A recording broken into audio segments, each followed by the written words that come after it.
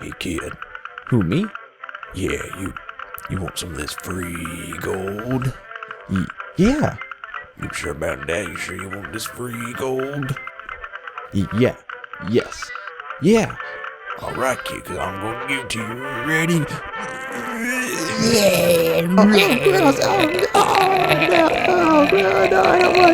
There's got to be a better way. Well, yes, guys, there is a better way. Welcome to the very first episode, or rather, episode 1.5 of a new series I'm starting called Minecraft Math Magic, in which I think of cool stuff and then I build it and then I show you how I built it. And hopefully you think it's cool too, and then you want to build it.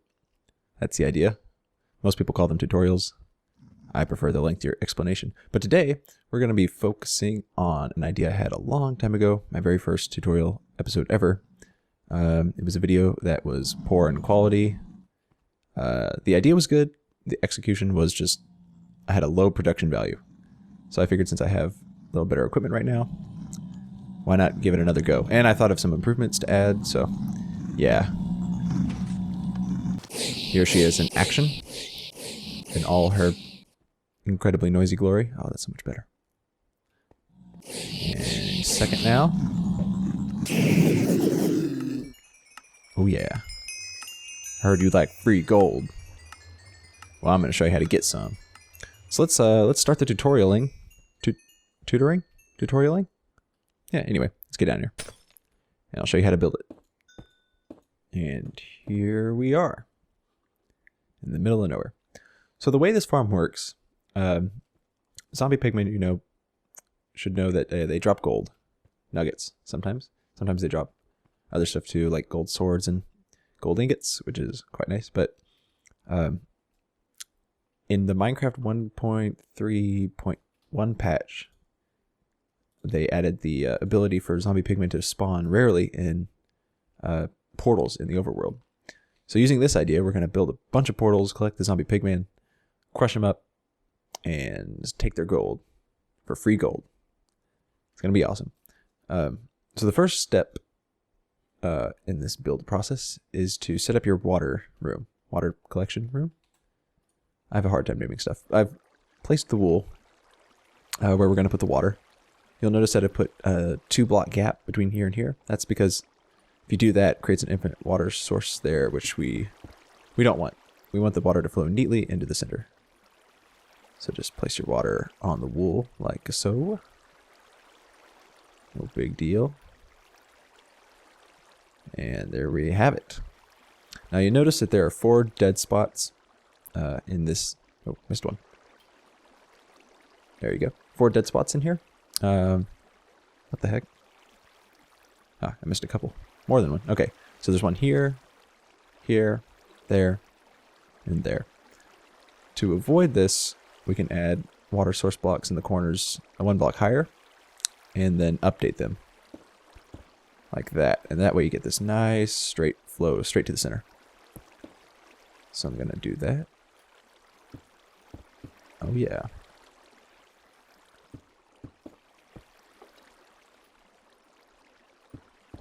There we go. Yeah. Perfect water streams. To please all you picky people. Okay. Now the next thing. This is an update. Not an update, but it's an improvement over the last time I built this. Before, I just kind of had the zombie pigmen dropping through the portals, and some of them would take fall damage because they would fall through higher, and I was just kind of like, oh, well, you know, fall damage is a part of life. But it doesn't have to be. We can use vines to stop them. So we're going to set up 2 rings of stone. Like this. In a framework that will support our portals on top. And the idea is 2 levels of stone. The first one, the lower one, will have buttons on them. And the one above will have vines. And the vines will slow the pigmen down, and the buttons will keep the vines from growing and getting in the way down here. So I'm going to set up this framework real quick and be right back. And there we have it. All right, so we've got a 2 thick layer of these stone squares. This is important because the first layer, or bottom layer, right, is going to be buttons. So let's run along here and place our buttons on both sides. So you want to get that side and that side. And we're going to put vines on top of this layer. And these buttons here will prevent the vines from growing. So I'm going to scurry around and place more buttons. And then once we do that, we'll move on to the next step. This button. Alright, so all the buttons are placed. Now at this point, or rather, I should have mentioned this earlier, but I'll mention it right now. The size of this thing is 16 by 16, like from this corner to that corner. 16 blocks, just a square. And the reason I did that was because, like the portal size is going to go like this. And I kind of like to have stuff like in a chunk size because it's easy to tell when it's loaded and unloaded. I mean, you can make this as large or as small as you'd like. Just so long as it's a multiple of 3 plus 1, because that's the way portals work. Because you got, you know, your initial block, and then from then on it's a pattern of 3. So yeah, obsidian, stone block, like that. So keep that in mind when deciding what size you'd like to build this. Next, we're going to add vines above the buttons, like so, and this is going to keep the zombie pigman from taking fall damage. It's a neat trick if you haven't seen this before. I'm just going to let myself drop, and you'll see that I stop falling for just a second and take no damage. I think that's what happened. Let's try it again. Yeah, see, I get caught on the vines. Of course, I'm not going to take any damage in creative, but yeah, if I was in survival, still wouldn't take any damage. So, place your vines like this, and then we'll move on to the next step. Alright, and that should do it. So all the vines are placed. Now next, we want to add all the portals. We'll be using the economic version of the portals. Oops. Because, you know, you don't need the corner blocks. Like if you were to build a portal frame like this, yeah, it would look nice, or nicer, I guess, but this block is not necessary. So we're going to run around and place all of this obsidian. Whoops. As well as these corner blocks like this. Actually, I think I'm going to do it in a line, because I like lines. Like this. So place your obsidian, and then, well, you know what? It's not a difficult thing. So just you basically build a portal frame cube thing, like this.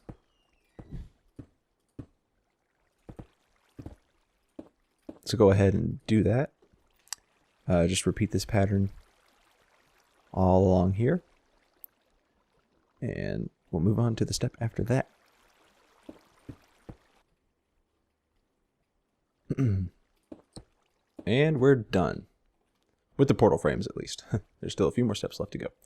Now, you could continue this portal pattern onwards and upwards ad nauseum. Just like this, you know. Portals on portals, stacks on stacks of portals. But for the sake of brevity, I'm going to assume that you're smart enough to figure that out. So, yeah, just keep in mind that if you want this to be an effective farm, you'll probably want to have at least 6 stacks of portals. Because the zombies spawn so rarely, or zombie pigmen spawn so rarely in the portal blocks themselves that, yeah, just to maximize your chances, you'll want a lot of portals. Now, if you've built a size 16 by 16 like this, you've got 60 portals here, which gives you quite a lot of spawning space, which is nice. Okay, so the next step is to get these trapdoors, because we're going to need zombie pigmen to walk off. Now, it used to be that if you updated this block by lighting it, because you're never going to have to light these portal frames, trapdoors would open again. It was so annoying. But thankfully, they fixed that in a recent patch. So, well, hold on, I should explain this. There are some spots that don't need trapdoors, and these are messing with my OCD. There we go. Okay. If you look at this, because they're all bordering, the portals are bordering other holes, you won't need trapdoors here, because if you have them here, then any pigmen that spawn in these portals will walk off to those sides like that. Likewise, you won't need any here, here, here, or here. for the same reason, because they'll walk off in the other direction. So, with that in mind, go ahead and place your trapdoors, and go ahead and open them up. Now, what these do is they act to the zombie pigment AI as if they were solid blocks. So they'll just walk off willy-nilly, no probalo, and they'll fall down like here without taking any fall damage, and then they'll be pushed to the center. Yeah, so go ahead and get your trapdoors going, and then we'll get to lighten the portals. Alrighty then, we've got our trapdoors placed. Everything's gravy. Oop, fell too far. The almost last step. It's not nearly the last step. Sorry, guys. The next step in a series of mini steps is to run along and write to your porter. That was offensive. Light your portals like this. Now, if you're in creative mode like I am, be careful, because you can travel through portals instantly now, which is cool, but not when you're... Oop, oop, oop, no, don't do that. What? Sorry, Vine. But yeah, you can travel through portals instantly, so just be careful you don't fly into any portals. Is this gonna activate? Oh, hey. Just a couple blocks. Now, I think I heard a zombie pigman spawn, so I think we're... Yeah. I hear him. He's somewhere. We'll check on him in just a second. Darn it. Be careful not to light your vines on fire. That's no good. Okay. Almost done with all the portals.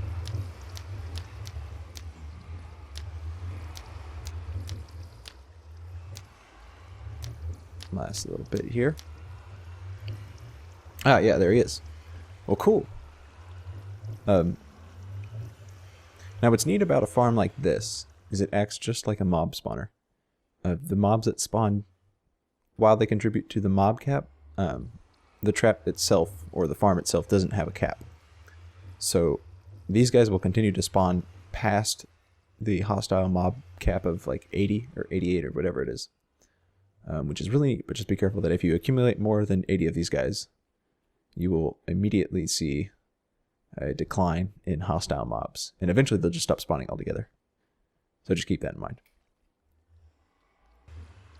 Alright, next we want a way of getting these zombie pigmen down in order to process them. So we're going to want some signs to stop this water. Somebody told me in the comments of the last time I made this video that they were having problems getting the signs to stay. I'm not sure why that would be. What you do is you hit this top lip, that sign, and it lets you place these floating signs. So just make sure you have... Oops, that's no good. Just like that, and like that. Oh, whoa. World Wide Web. Cool. Okay, at this point, we're getting to the point where you can kind of handle the mobs however you want. Some people would probably prefer to drop them onto hoppers, and that way it's like a farm you don't really have to attend to. You just go there every now and then and pick up however much gold you've gotten. Whenever I make a mob farm, I kind of like the ability to pick up experience and all the rare drops and stuff. So I've made myself a looting 3 sword. That's my preferred weapon of choice. Ooh, we got some squid spawning. I'm gonna kill the squid. Okay, I got distracted. Sorry, but okay. I'm gonna show you one of the ways that I prefer to handle the mobs. And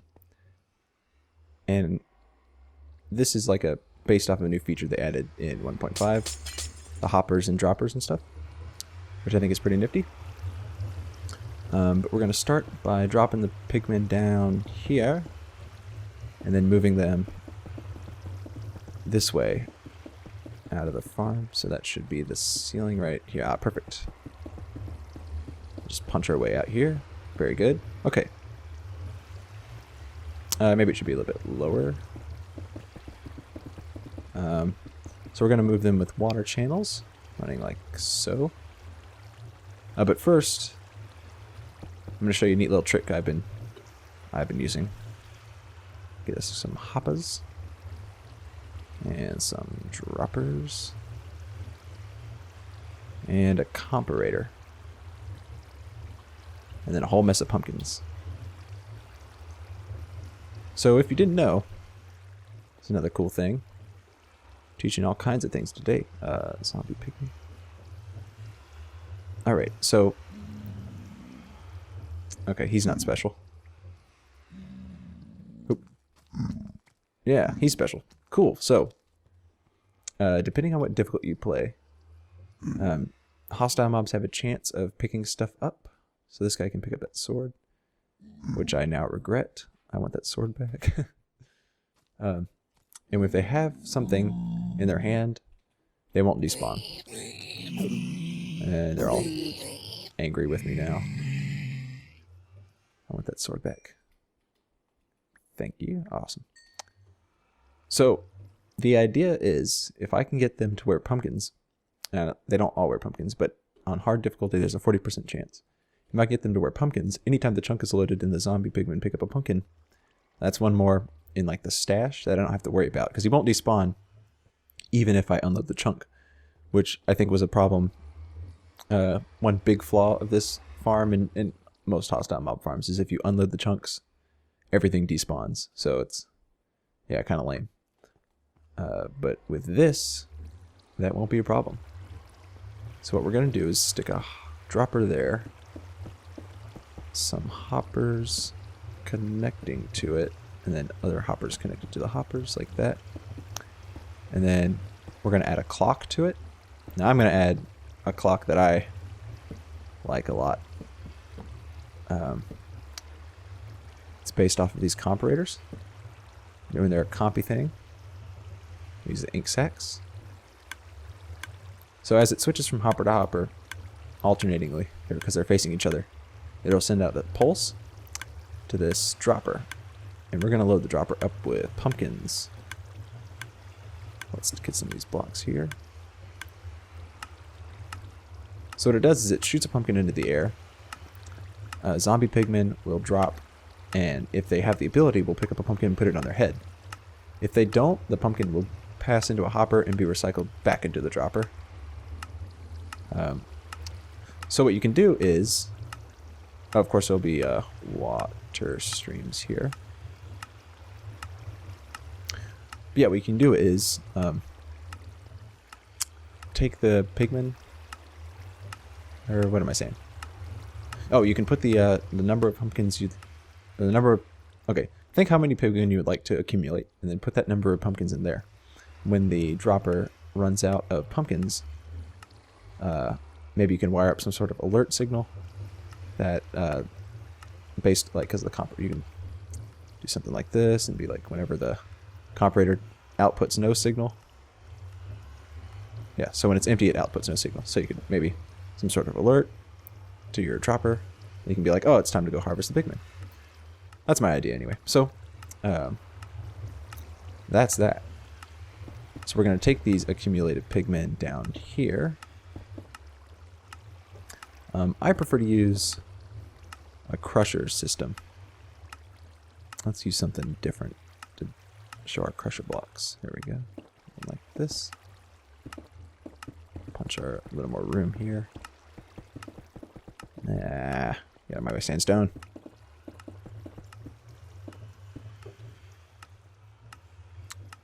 And then something like this. Also, punching so many holes in the ground today. All right.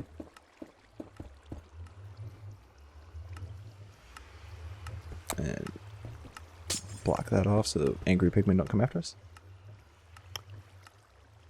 So yeah, we're going to add something like maybe a button here and a lever here. The lever that goes here will control this. I'll put pistons back there, and they'll control a gate that will keep unprocessed pigmen from falling down here, and the button will act as a crusher. So I'm going to wire that up, and I'll be right back. Alright guys, well, instead of doing the wiring cramped underground and hard to see, I figured I'd come back to the wiring I'd already made, because it's, you know, it's all laid out in the open. It's very easy to see. Now, if this looks like a mess, don't worry. It's definitely not. It's actually a very simple idea. When I hit this signal, it powers off this torch, allowing this torch to come on, which keeps this torch powered off. What that does is it activates the pistons, like you just saw, until this other pulse that comes around with these repeaters powers this block again, depowering this torch and allowing this torch to come back on, which in turn allows the pistons to open again. Oh look, some willing participants. Come along, gentlemen, and you can help me demonstrate this principle once again. Okay. Now what this other lever does is it just sends a signal up to these torches here, which is all it does is close the glass blocks, and it just keeps them from jumping and keeps other pigmen from getting in. When they jump, I think they take inconsistent suffocation damage, which is kind of a bummer because we're trying to be consistent here. It's a mob farm, so once again, I'm gonna hit this button. And I see the torch goes off. That torch stays on, keeping this torch off. Pistons extended. Here comes the signal. Pistons de-extend or retract. And then you hit him with a looting 3. Oh yeah. Mucho gold. That's gold from earlier. Don't worry about that. So I'm gonna fly over. All this is just, how many repeaters is this? 4. I'm gonna count real quick.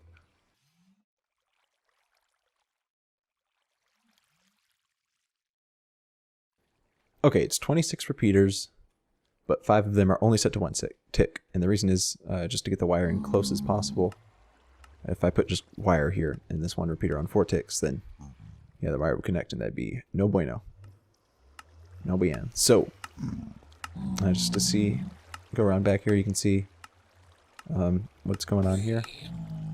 Yeah, it's pretty basic stuff. Now keep in mind this is just one option of handling the pigmen. A much simpler idea, and probably effective in its own right, would be just to drop the pigmen down onto hoppers connected to chests. So you've got, like, you know, hoppers like that, and then where's the chest? There's a chest. Hey. It's on the ground. Dang it. One more time with feeling. And get your hoppers. So yeah, you just got, like, maybe you got a chest there, you got some hoppers hooked up to it, just like that. Pigmen drop onto it, like maybe this, like if this center drop was like, I don't know, 30 blocks or what. Then you could just have them fall onto the hoppers and they would send all their goodies into the chest. Now from that, keep in mind, because you're not killing them, you won't get any of the rare drops, so you won't get any of the full ingots or their swords or helmets or, you know, whatever random junk they drop. But you also won't get any experience, and I kind of like the experience, so yeah, there's many options. This is just one of them. Well, I hope this broadened your Minecraft horizons. I hope this brought some joy into your life, reunited you with your long-lost family. I don't know. But at any rate, free gold, man. What's not to like about that? So anyway, thanks for watching, and I'll see you guys again next time on Minecraft Math Magic.